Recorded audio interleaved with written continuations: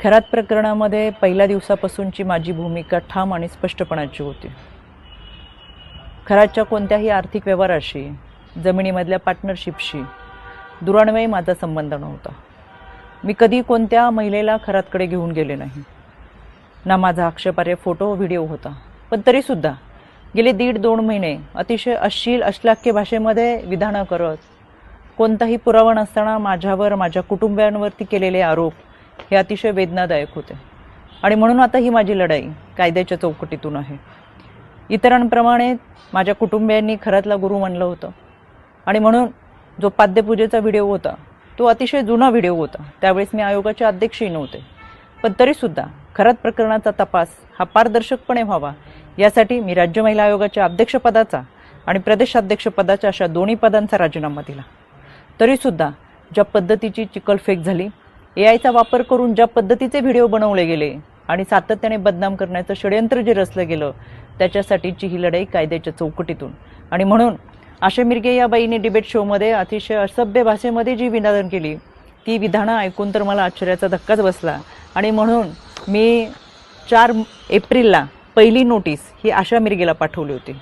कायद्यापासून पळ काढताना स्वतःचा बचाव करण्यासाठी या बाईने ही नोटीस स्वीकारली नाही, म्हणून पोस्ट ऑफिसच्या माध्यमातून 2दा ही नोटीस परत घरी पाठवली। एकूण 3 वेळा नोटीस पाठवली गेली, पण ही नोटीस या बाईने स्वीकारली नाही। अनक्लेम म्हणून ही नोटीस परत आली आणि म्हणून मला माझगाव कोर्टातून फौजदारी फिर्याद दाखल करावी लागली।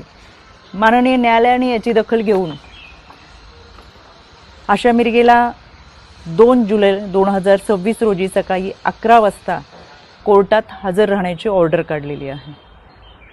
त्यावेळेस मी देखील हजर असेलच, कारण की हा लढा आता स्त्रीत्वाच्या सन्मानाचा आहे। यामध्ये आशा मिरगेप्रमाणेच इतर काही महिलांनी देखील कोणताही पुरावा नसताना अतिशय बेताल विधानं केली, सातत्याने बदनाम करण्याचा प्रयत्न केला, आरोप केले।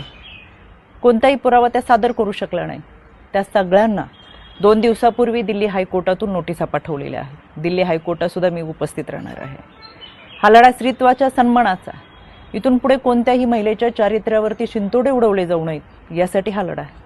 आणि म्हणून खऱ्या अर्थानं हा महाराष्ट्र छत्रपती शिवरायांच्या विचारांचा महाराष्ट्र, जिजाऊ सावित्री अहिल्या रमाई भीमाईचा महाराष्ट्र।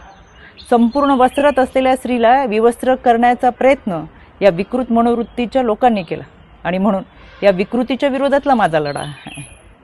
ही लढाई मी निश्चितपणाने लढेल। पहिल्या दिवसापासून जे सांगत आले ते आजही सांगते। सत्य प्रखरतेने तुमच्या समोर आहे। कोणताही पुरावा नाही, कोणतेही दुष्कृत्य गैरकृत्य कधीही केलेलं नाही। इतरांप्रमाणे आम्ही हे आध्यात्मिक गुरु खरातला मानलं होतं, याच्या पलीकडे आमची कोणतीही भूमिका नव्हती। आणि म्हणून हा लढा मी कायद्याच्या चौकटीतून लढते। 2 जुलै सकाळी 11 वाजता आशा मिरगे हाजीर हो, मी स्वतः माझगाव कोर्टात असेल।